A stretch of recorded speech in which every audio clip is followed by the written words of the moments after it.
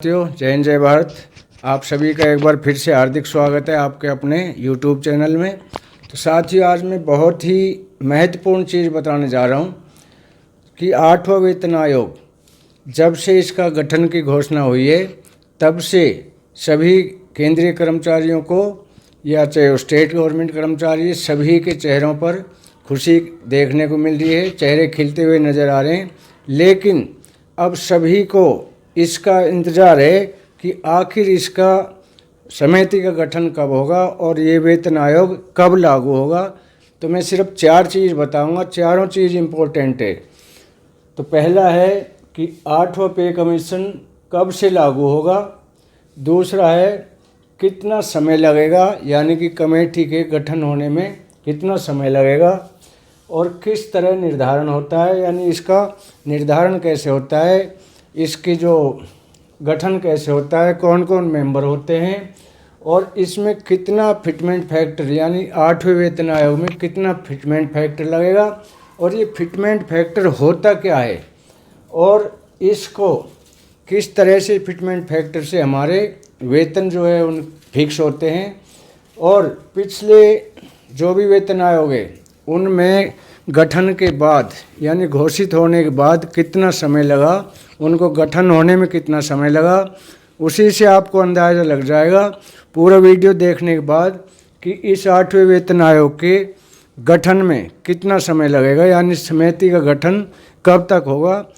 तो चलो अभी हम करते हैं। वेतन आयोग की घोषणा के बाद से ही सरकारी कर्मचारियों के चेहरे खिल उठे हैं, उनके चेहरों पर खुशी है। अब सभी सरकारी कर्मचारियों के मन में यह सवाल उठते हैं कि यह लागू कब होगा और फिटमेंट फैक्टर क्या होगा। ऐसे में सरकार ने घोषणा की है कि 8वां वेतन आयोग 1 जनवरी 2026 से लागू हो जाएगा। अगला, हालांकि इसके गठन की स्टिक समय सीमा अवधि अभी तक पब्लिक नहीं हुई है, यानी ऑफिशियल अभी घोषणा नहीं हुई है। लेकिन पिछले रुझानों को देखते हुए आप ये अनुमान लगा सकते हैं कि घोषणा के कितने महीनों के बाद समिति का गठन होना चाहिए, हो सकता है। तो आपको बता दें कि 8वें वेतन आयोग को लागू करने का फैसला 17 जनवरी 2025 में हो गया था, लेकिन इसकी ऑफिशियल 17 जनवरी 2026 को ऑफिशियल डिक्लेयर किया गया था। अब अगर इतिहास पर नज़र डालें तो वेतन आयोग के गठनों में अलग अलग समय लगा है। रिपोर्ट के अनुसार 7वां वेतन आयोग 15 सितंबर 2013 को घोषित किया गया था और 28 फरवरी 2014 को इसकी ऑफिशियल घोषणा हुई थी, यानी कि ऑफिशियल रूप से गठित किया गया था। यानी घोषणा के बाद 5 महीने इसके गठन में लग गए थे, इसके 5 महीने का समय लगा था। तो 6वां वेतन आयोग की बात करें तो यह जुलाई 2006 में इसकी घोषणा की गई और अक्टूबर 2006 में गठित हुआ, यानी लगभग 3 महीने का समय लगा। अब 5वें वेतन आयोग की बात करें तो अप्रैल 1994 में इसको मंजूरी मिली थी और जून 1994 में गठित हुआ था, यानी सिर्फ 2 ही महीने का समय लगा। तो इसे देखकर ये साफ है कि घोषणा के बाद कुछ ही महीनों में समिति का गठन हो जाता है। हालांकि इसके लिए कोई भी निश्चित समय सीमा नहीं है, यानी ऐसा नहीं है कि 6 महीने निश्चित हो, 1 साल हो, 2 महीने हो, ऐसा नहीं है। समय सीमा इसकी कोई निश्चित नहीं है। तो ऐसे में अनुमान लगाया जा सकता है कि अगर ये पिछले पैटर्न को फॉलो करें तो 8वां वेतन आयोग मार्च से जुलाई 2025 तक गठित हो सकता है, यानी इसके गठन जो समिति का है वो मार्च 2025 से जुलाई 2025 के बीच में हो सकता है। वहीं एक्सपर्ट का कहना है कि नियम के अनुसार हर 10 साल में एक बार वेतन आयोग का गठन होता है, ताकि सरकारी कर्मचारियों के सैलरी व पेंशन व भत्ते इनका स्ट्रक्चर का पूरी तरह से एनालिसिस किया जा सके।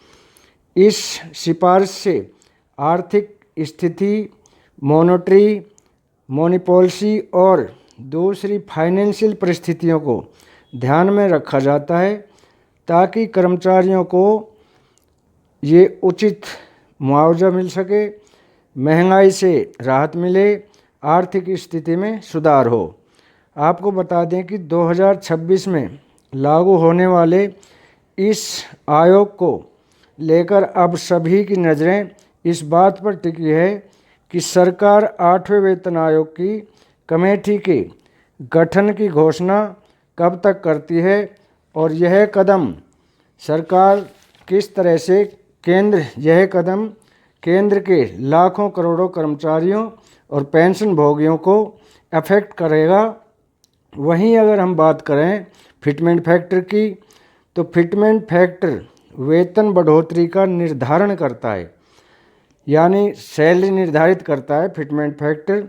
तो 7वें वेतन आयोग में यह फिटमेंट फैक्टर 2.57 था, लेकिन लेवल 1 कर्मचारियों की बेसिक सैलरी 7,000 रुपये से बढ़ाकर 18,000 रुपये हो गई थी, यानी फिटमेंट फैक्टर 2.57 से 7,000 रुपये वाले की 18,000 रुपये हो गई थी। वहीं महंगाई भत्ता यानी कि DA, मकान किराया यानी HRA और परिवहन भत्ते को जोड़ने के बाद टोटल सैलरी जो लेवल 1 है उसकी टोटल सैलरी 36,020 रुपये हो गई थी।